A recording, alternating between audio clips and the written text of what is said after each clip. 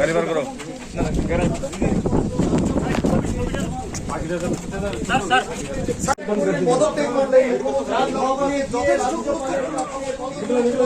ले जाएंगे भैया, ले जाएंगे सर, ले जाएंगे। अरे हम लोग नहीं जाएंगे भैया, बंद करो ना, ले जाएंगे।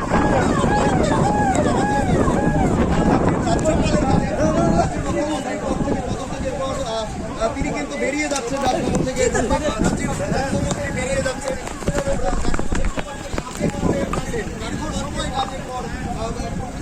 মানিক শাহ রয়েছে।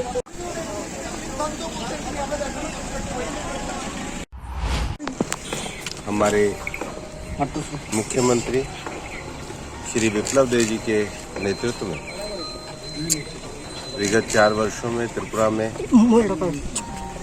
विकास, स्थिरता, शासन, सुशासन की दृष्टि से काफी अच्छे कार्य हुए। विप्लव देव जी का सरकार आने से पहले भी संगठन में और सरकार आने के बाद मुख्यमंत्री के रूप में शासन में एक बहुत प्रभावी योगदान रहा है। भारतीय जनता पार्टी श्री विप्लव देव जी की पार्टी की संगठनात्मक गतिविधियों में भूमिका बढ़ाने के लिए, उनके पार्टी संगठन की गतिविधियों में उनकी सेवाओं का उपयोग करने के लिए आगे उनके मार्ग को प्रशस्त करेगी। और इसलिए आज मुख्यमंत्री विप्लव देव जी ने मुख्यमंत्री के नाते पद से त्यागपत्र माननीय राज्यपाल जी को सौंपा है।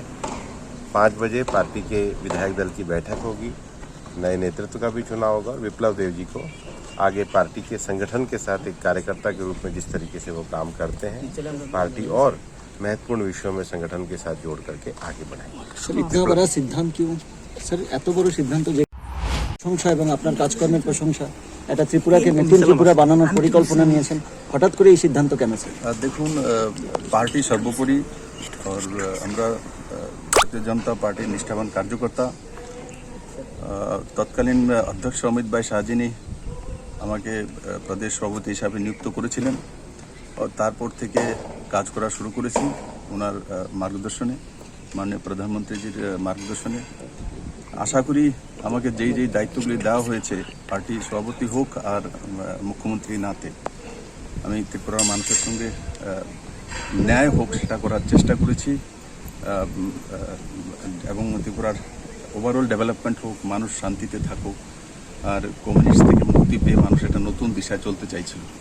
তো সেই দিশাতে আমাকে যেভাবে মার্গদর্শন করা হয়েছে মাননীয় প্রধানমন্ত্রীর দ্বারা আমি কাজ করেছি। এখন পার্টি চাইছে সামনে 23-এ ইলেকশন আছে, ইলেকশনে তার জন্য সংগঠনে দায়িত্ববান কার্যকর্তাকে নিয়ে আসার জন্য। তো আগে স্বাভাবিকভাবে সংগঠন থাকলে তবেই সরকার থাকবে, জিত থাকলে তবেই সরকার থাকবে। তো তার জন্য আগে 23-এর তৈরি করা প্রয়োজন। তারপরে তো আপনি কেউ না কেউ চিফ মিনিস্টার হবে, কেউ না কেউ কাজ করবে। তো আগে সরকার আনতে হবে, যেটা আপনারা চাইছেন যে লম্বা সময় সরকার রাখা। লম্বা সময় সরকার রাখার জন্য আমার মতো কার্যকর্তার সংগঠনে কাজ করলে নিশ্চিত সংগঠন লাভান্বিত হবে। স্যার আপনার কথা এখানে ফিট করা হয়, মুখ্যমন্ত্রী হোক আর পৃষ্ঠপোষক বানিয়ে দেব, বিপ্লব সব জায়গায় ফিট। ধন্যবাদ স্যার। নয়া